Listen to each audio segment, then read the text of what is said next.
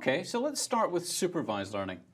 Steve, suppose I have some historic data about some health trial participants and the exercise they've taken and the number of calories they've expended and that kind of information. How could I use machine learning to predict how many calories a new participant might be expected to burn while exercising? Well, when we need to predict a numeric value like the amount of money spent by a specific customer, a temperature on a given day, or the number of calories someone burns during exercise, we can use a supervised learning technique called regression. For example, let's suppose Rosie is a participant in our health study. Here she is taking some exercise. We have gathered some data about Rosie when she signed up for the study. And while she's exercising, we'll capture some more data using a fitness monitor.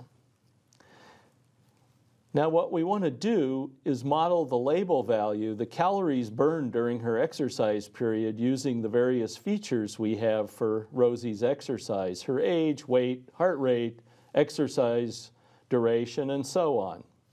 In this case, we know all of the feature values and we know the label value of 231 calories.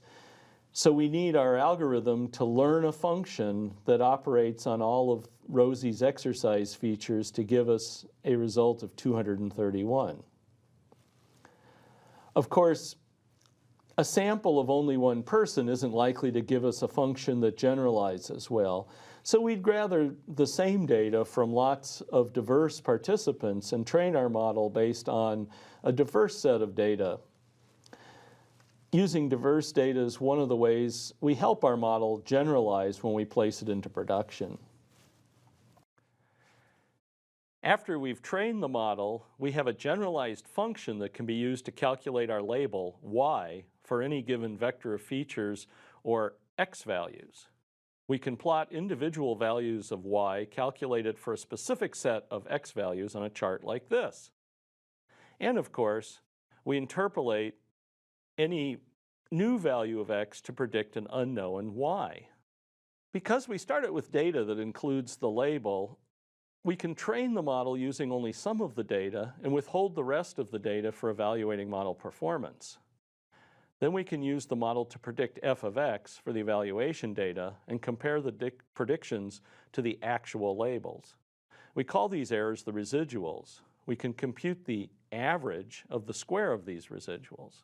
We call this measure of error the root mean square error, or RMSE. It's an absolute measure of error in the model. For example, if we had an RMSE of 5, that would mean our average root mean square error was 5 calories. Another metric we can use to evaluate a regression model is mean absolute error, which is the average of the absolute values of the errors.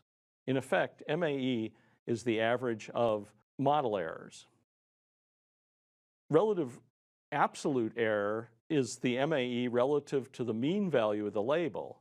Because this is a relative metric, it is not measured in calories, but gives a relative value for the error within a scale of from 0 to 1, with 0 being a perfect model. Relative metrics like this can be used as a general way to evaluate the performance of a model. Another relative metric is relative squared error, which is RMSE divided by the sum of the squares of the label. The coefficient of determination, also known as R squared for the model, represents the predictive power of the model as a value between 0 and 1. A value of 0 means the model is random and has learned nothing about the data. A perfect fit would have a value of 1.